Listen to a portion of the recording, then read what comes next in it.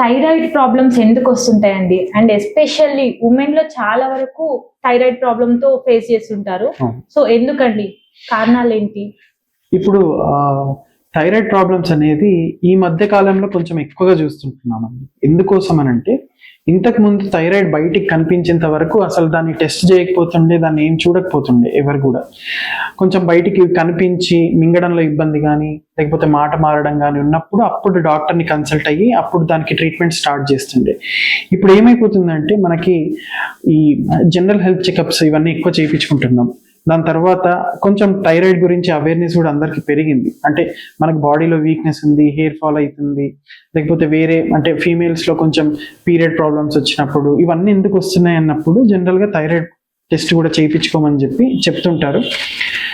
Without doctors prescription కూడా ఇప్పుడు over the counter మామూలుగా మనం ల్యాబ్కి వెళ్ళి మనమే చేయించుకునే పరిస్థితిలో ఉన్నాం.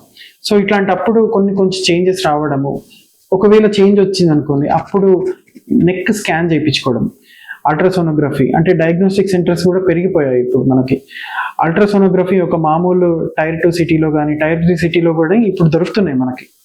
అది మంచిదే యాక్చువల్గా. సో అట్లాంటప్పుడు మనం అవేర్నెస్ కోసం ఒకసారి స్కాన్ చేయించుకున్నాం అనుకోండి, దాంట్లో చిన్న చిన్న నాడ్యూల్స్ కానీ చిన్న చిన్న కంతులు కానీ బయటపడడం ఈ మధ్య కాలంలో కొంచెం ఎక్కువైపోయింది. అయితే ఒకటి ఏంటంటే అండి, జనరల్గా ఇన్సిడెన్స్ చూసుకుంటే ఒకవేళ ఒక 100 మంది ఎవరికైతే ఏ ప్రాబ్లం లేదో అట్లాంటి ఒక 100 మంది ఉమెన్ని మనం తీసుకొని అల్ట్రాసౌండ్ నెక్ చేయిస్తే దాంట్లో ఆల్మోస్ట్ ఒక 30 to 60 మెంబర్స్కి ఏదో ఒక రకమైన కంతులు ఏదో ఒకటి ఉంటుంది. కానీ అది ఉంది కాబట్టి ఖచ్చితంగా ట్రీట్మెంట్ తీసుకోవాలని లేదు. ఒక్కొక్కసారి అట్లాంటివి బయటపడుతుంటాయి అన్నట్టు. దాన్ని ఇన్సిడెంటలోమాస్ అంటాం. అంటే వేరే కారణంగా మనం వేరే పరీక్షలు ఇస్తున్నప్పుడు ఈ థైరాయిడ్కి సంబంధించిన ప్రాబ్లం బయటపడడం. సెకండ్ ఇది ఉమెన్లోనే, ఎందుకంటే హార్మోనల్ చేంజెస్ ఎక్కువ ఉమెన్లో ఉంటాయండి.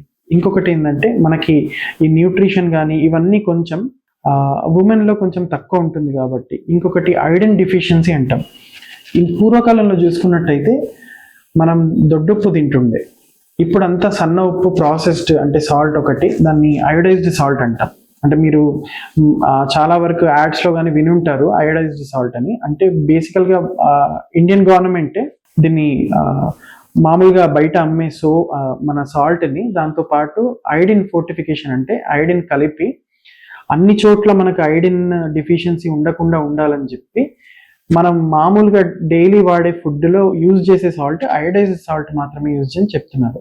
సో అందుకోసం యాక్చువల్గా చెప్పాలంటే ఈ థైరాయిడ్కి సంబంధించిన ప్రాబ్లమ్స్ ఏదైతే న్యూట్రిషనల్ డిఫిషియన్సీ వల్ల వస్తుంటాయో, అంటే మనం తినే ఆహారం వల్ల వచ్చే థైరాయిడ్ ప్రాబ్లమ్స్ ఏవైతే ఉన్నాయో అవి చాలా వరకు తగ్గాయి ఈ అయోడైజ్డ్ సాల్ట్ తీసుకున్న తర్వాత.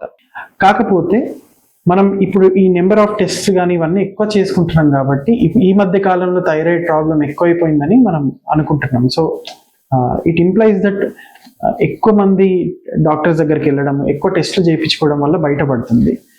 సో ఇది ఒక రీజన్ అండి.